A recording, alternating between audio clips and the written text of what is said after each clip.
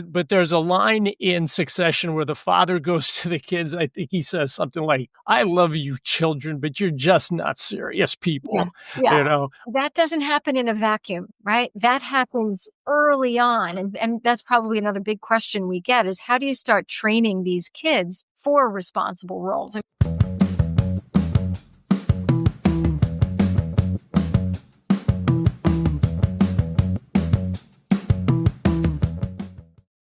hello and welcome to our Aligning Life and Wealth series, where we're making money mean more by aligning it with aspects of life that matter most. We're interviewing what I like to call our life experts, from family relationships and dynamics to diet to home security.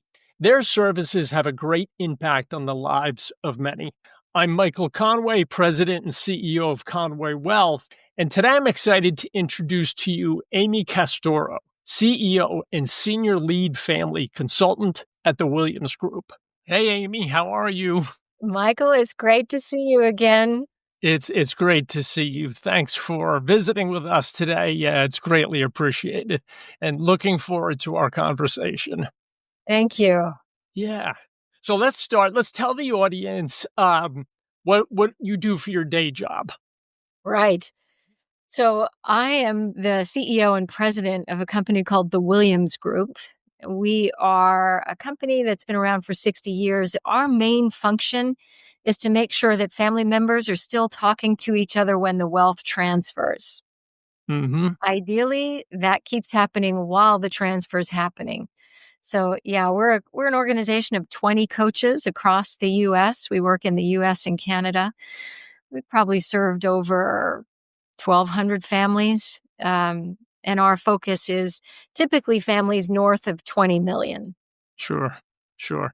And we were just talking, the two of us were just chatting before we started live about, so I'm the CEO of Conway Wealth and have two of my children in the business with me, and one of them is not. So I'm very familiar with these dynamics and what it means. So we'll unpack some of it today. Can you tell us about, I have here in my notes that you have something called a family readiness assessment. What is that and how does that work? Yeah, back, I'd say close to 30 years ago, Roy Williams did a survey where he wanted to ask the audience, why is it that some people successfully transition wealth and why some don't? Based on that research, we created something called the Family Readiness Assessment. Okay. So you've probably heard the term shirt sleeves to shirt sleeves in 3 generations, Sure. or in Italy, they say from the stalls to the stars to the stalls again. In Japan, they say poor son, noble son, poor son. So it's not just something unique to the United States. This is a global phenomena where wealth doesn't necessarily transition successfully. And Roy Williams wanted to find out, why is that? What's the driver? You've probably heard statistics that say when a business transition or a family business transitions, it's going to be successful, meaning the family maintains relationship and harmony as well as control of their assets. Roughly, the statistics say that happens about 30% of the time. That means 70% of the time it's not happening. Yeah, that's an amazing, those are amazing numbers. It is kind of amazing, especially when you think the generation after, they put that number at about 10%. Mm. So not happy with those statistics. Roy wanted to know, how do we reverse them? How do we have 70% success with 30% failure? He decided to ask the audience. So he did this 20-year field study and he spoke to over 3,250 families. The number one reason why wealth did not transition successfully wasn't because they didn't have great estate planning or incredibly efficient tax strategy or really powerful growth strategies. It was actually the family itself. It was trust and communication. So of the 70% failure rate, trust and communication represented 60%, more than half. And yet most people's time is spent on the estate planning side. Sure. The documents. The documents. Right. Right. Yeah. And what Yeah. we know about estate planning is its whole purpose is designed to take care of assets, not relationships. Sure. And the research says 60% is trust and communication. So Where that shows up in families probably most blatantly is mom and dad are reluctant to talk to the kids about the wealth because they're afraid it's going to derail their motivation. And we've probably all seen stories where that's true. The next generation doesn't necessarily trust the senior generation because they're not talking about it. They just keep kicking the can down the road until it's too late to really talk about it.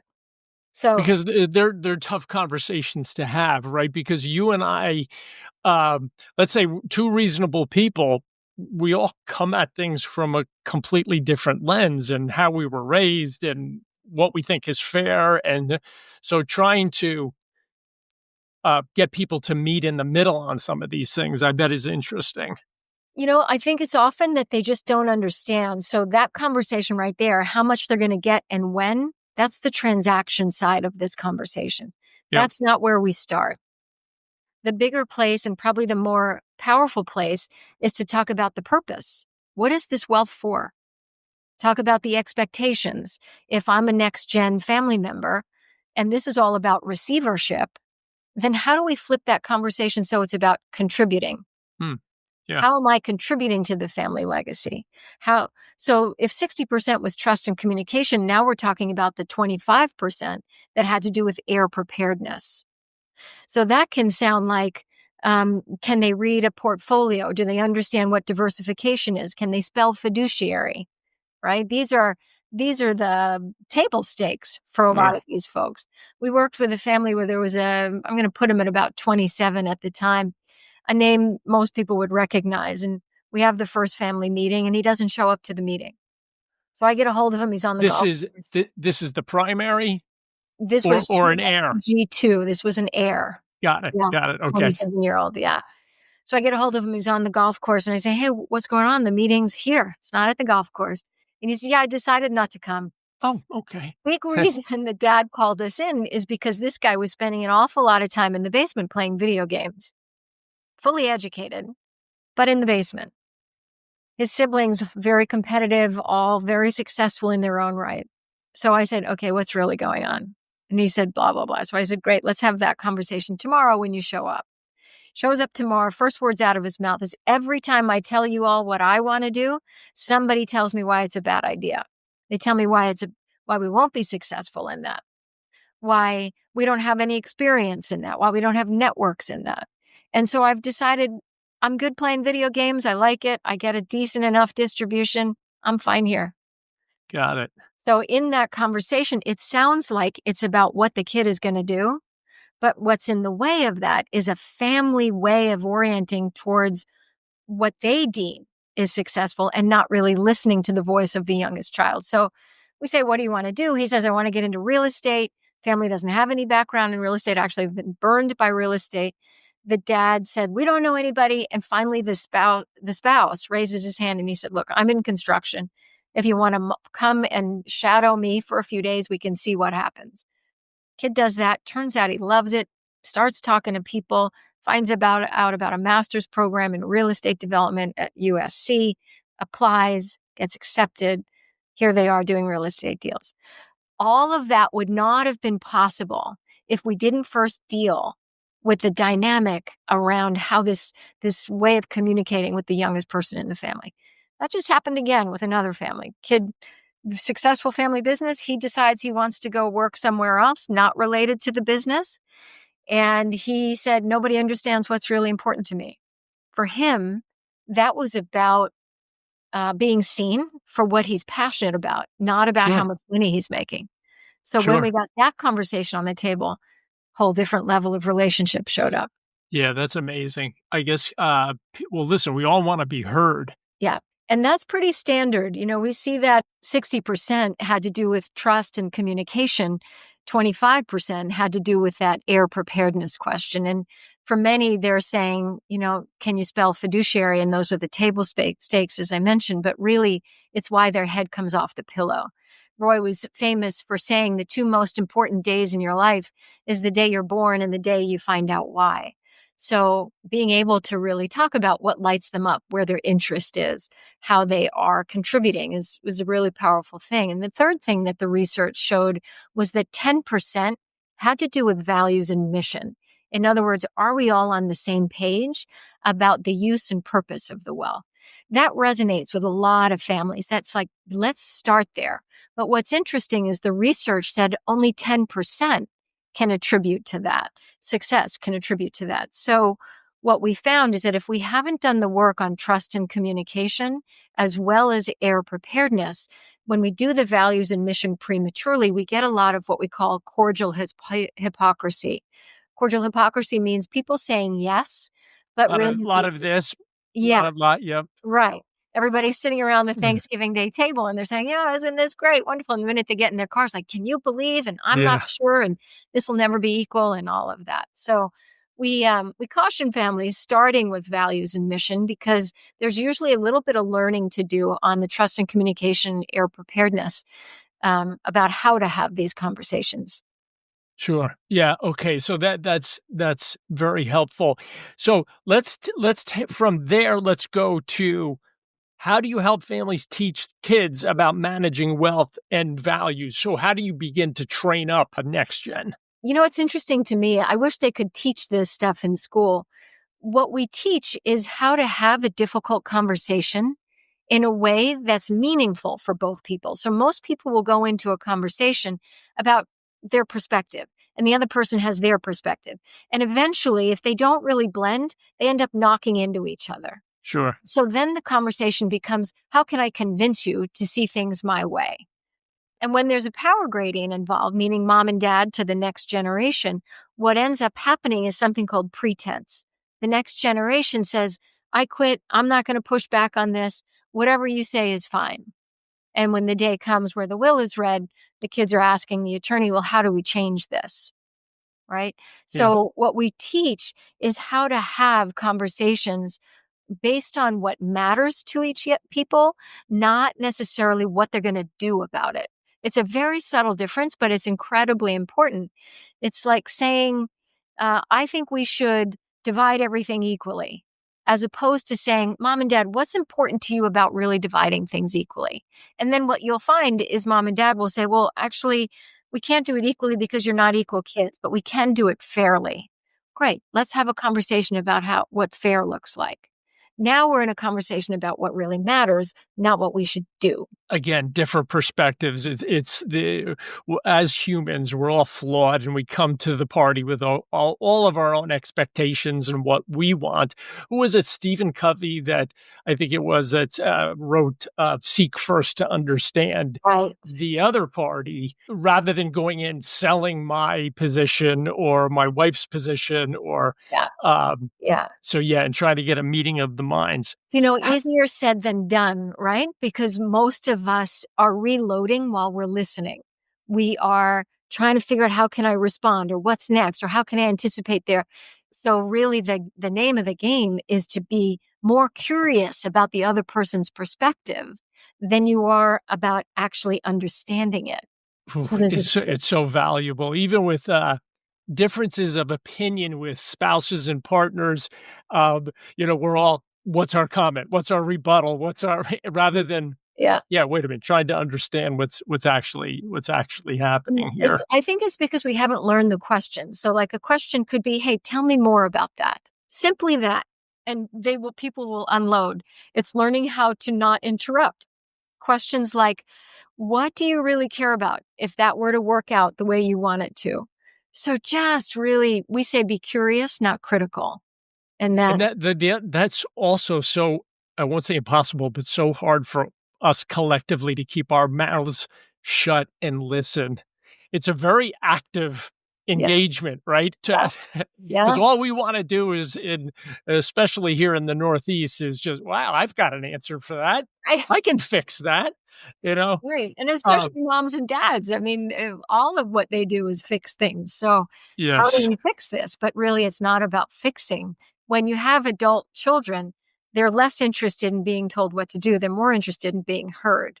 That doesn't mean that you're going to agree with them. Understanding does not have to equal agreement. A lot of people think it does, but it actually doesn't. We worked with a family where there's about 600 million in a foundation. The two kids could not have been more different. One was working for a nonprofit and in the LGBTQ community, and all she did was dedicate her time and resources to a suicide hotline.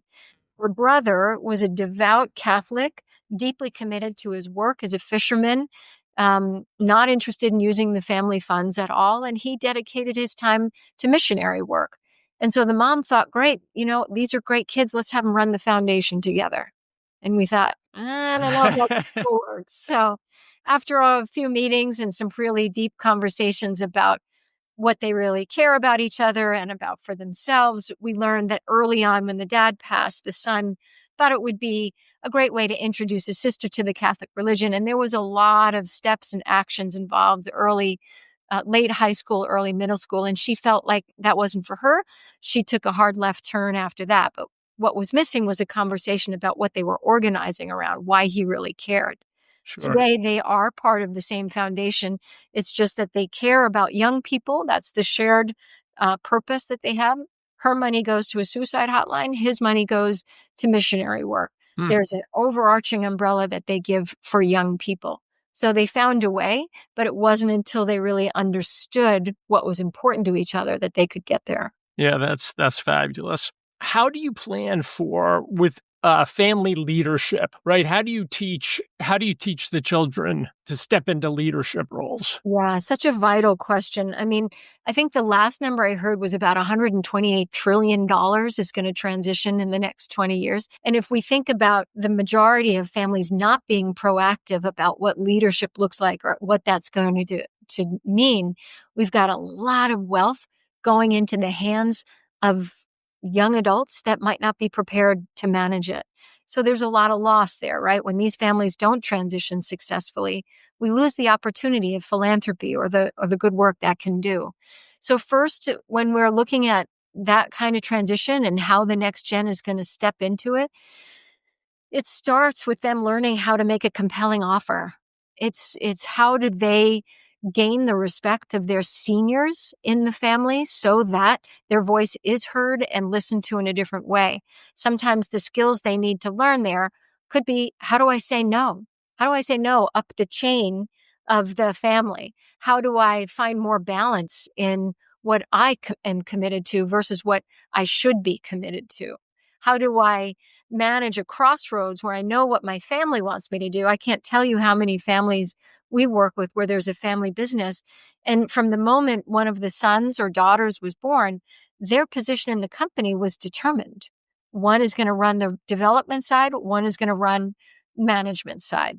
So how do they come together with those conversations? And at what point is there enough skill for one of the brothers to say, or daughters, say, hey, I'm really not interested in that, so that it's heard and respected. But most of the time they're afraid to say that.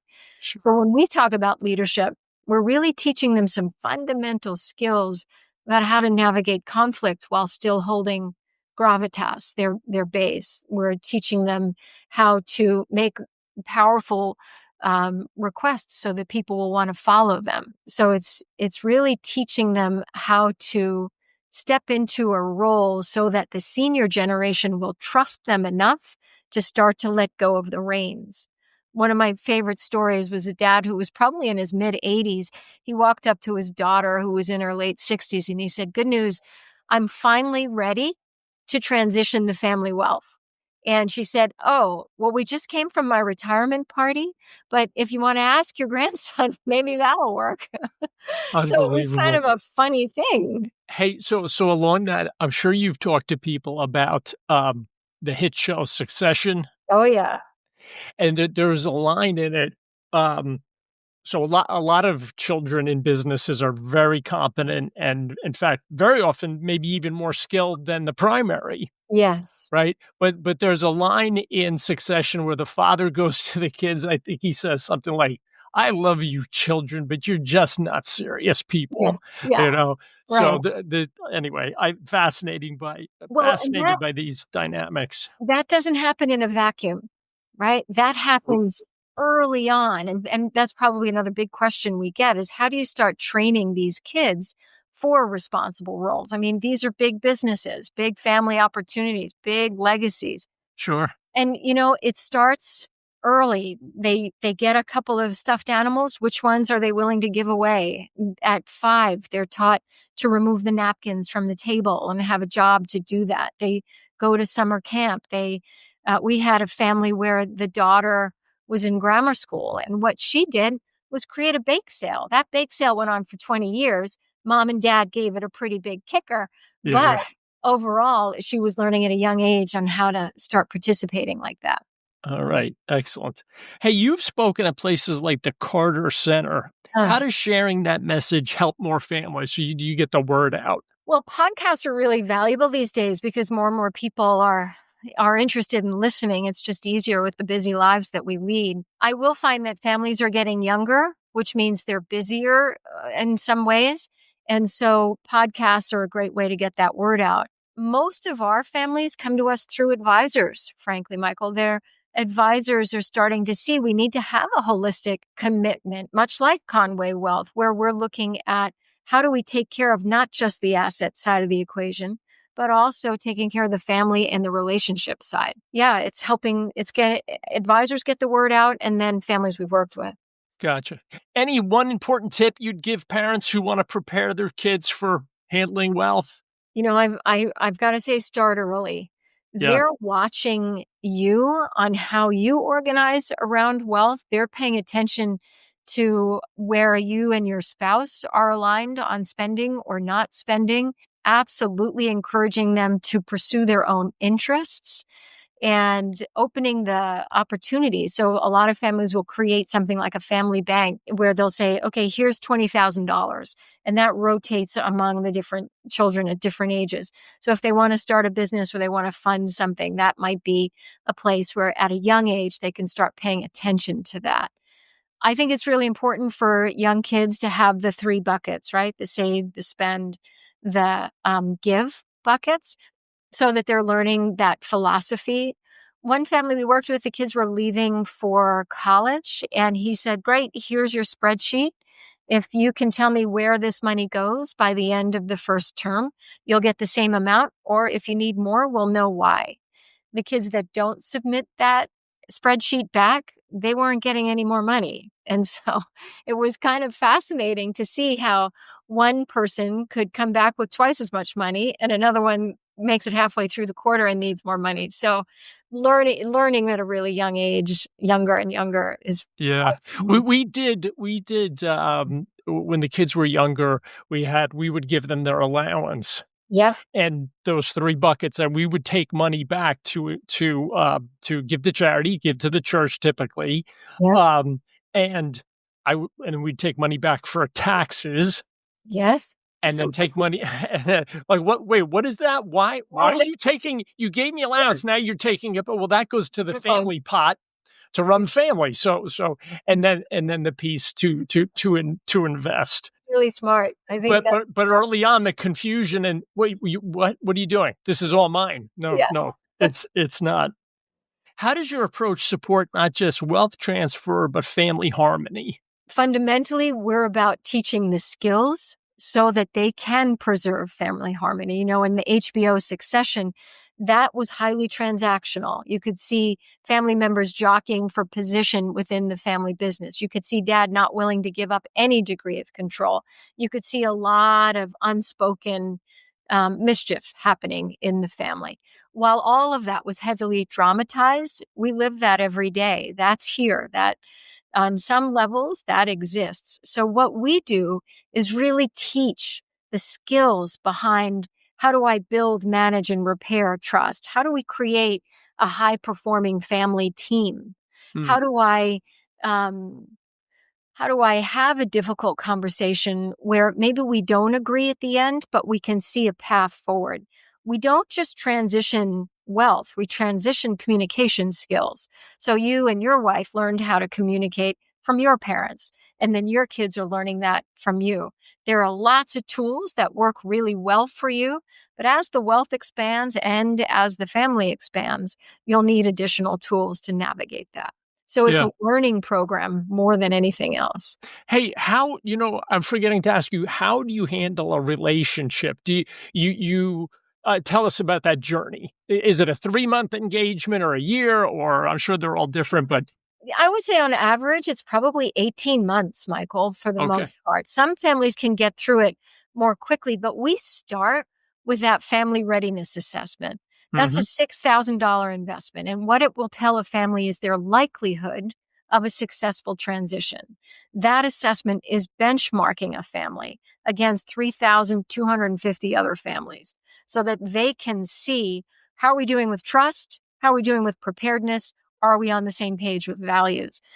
If after a family takes that assessment and we can see that they are all committed to learning new ways of communicating, especially mom and dad, and they care more about each other than they do the assets, that's vital. If they care more about the assets than each other, they don't need us.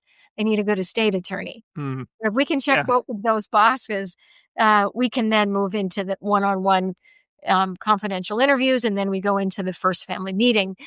We work on a meeting by meeting basis. So some families could be completed in 3 months, but most, probably on average, are looking at 3 to 6 meetings. So that's about 18 months. Gotcha. Okay. Fascinating. Again, I love the topic. Okay. So we're heading around the bend here. Let's close with, can you share a success story where your guidance made a big difference in the family's lives? Yeah, a family came to us. It was a patriarch who was divorced, and he came from very humble beginnings.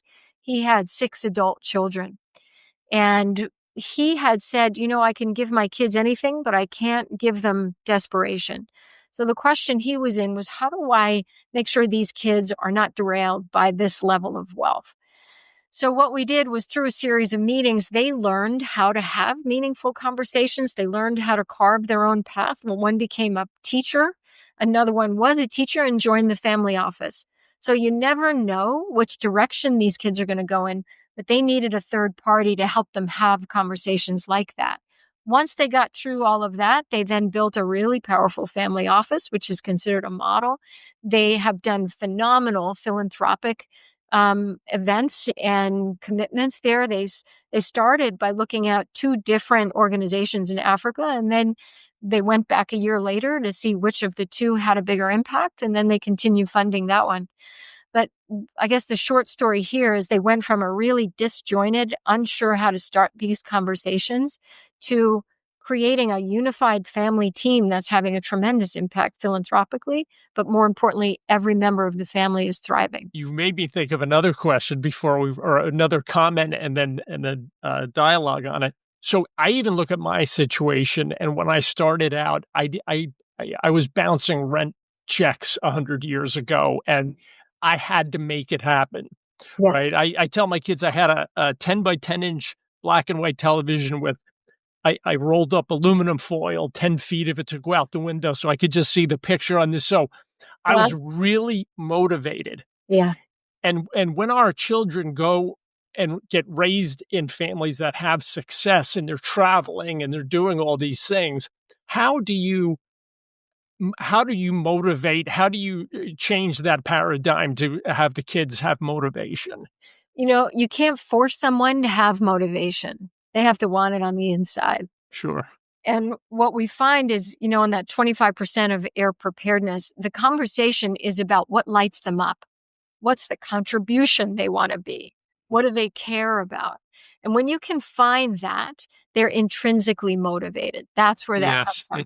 It's when they're forced into things, or when they're afraid to speak up, like the 27-year-old I told you about earlier, that Sure. it looks like they're not motivated. But every single next-gen family member I've ever met with is terrified that this wealth is going to land in their lap and they're not going to know what to Yeah. do with it. So they are motivated. There isn't a vehicle or an avenue yet that they say, yeah, this is what I really care about. Or there is, and they're just not sure if anybody else is going to support it. Gotcha. Well, yeah, it starts by listening to them rather than telling them what to do. Gotcha. Okay, so tell me about some of the trends you're seeing in the industry right now as it relates to everything we've been discussing today. I'm seeing a lot of parents asking, how do they raise kids in affluence? As we said earlier, so much wealth is coming to families at younger and younger ages. One of the biggest things we're seeing, though, is a yearn within the next gen family members to learn alongside their peers. This is in our second year of doing a program called through the Next Gen Leaders Institute. It's a sister institute for the Williams Group, and it's a powerful 4-day in-person session where with 14 of their peers, they'll learn how to make more compelling offers. They'll learn to clarify their core values. They'll learn how to lead with more balance where they're overwhelmed and stay centered when they're in conflict. They'll be able to make more compelling offers. They'll be able to have more of what we call an executive presence that builds trusts with other people, and absolutely navigate the challenging conversations. A lot of the next gen is interested in how they build their own wealth, as long as what may be coming their way. So that's a pretty exciting program. That's a 4-day program done in Austin, Texas at the Four Seasons there. It'll be from May 28th to the 31st. And the fee per student is $9,500. Tax deductible because it's considered succession planning. So obviously check that out with your accountant. But most, if there's a family business involved, can see that as part of succession planning. Sure. We also have a book called Bridging Generations. A lot of families wonder, how can I get started with these conversations on our own? And that book was really designed to share a lot of stories and give people the opportunity to start some of those conversations. There's 10-question quiz in there and lots of good conversation starters. It's called Bridging Generations, Transitioning Family Wealth and Values for a Sustainable Legacy. It's done with Amy Castoro and Roy Williams. There you go. And do you use that? Do you send that to people to start in your engagement? We do, absolutely. Yeah. We strongly recommend, because it gives people an idea of how we're different, because we're not focusing on the assets, just the relationships. Sure. So yeah, it's a great place to start. Okay. Those are 2 great ads. So thank you. You bet. Yeah. Our website, thewilliamsgroup.org, has all of our podcasts and different shorter things that we've written if people aren't interested in a book. Okay. Awesome. This has been a great conversation, and we greatly appreciate you visiting with us today. So thanks a million, and we'll catch up soon. All right. It's a pleasure to be here, Michael. Thank you for all the good work you do for families. Oh, thank you. Thank you for joining the Aligning Life and Wealth series, and for the impact you're creating by allowing people to best align their life and wealth through preserving family unity while preparing heirs for wealth transition. You can find this video, along with the rest of our Aligning Life and Wealth series, on our YouTube, LinkedIn, X, and Facebook.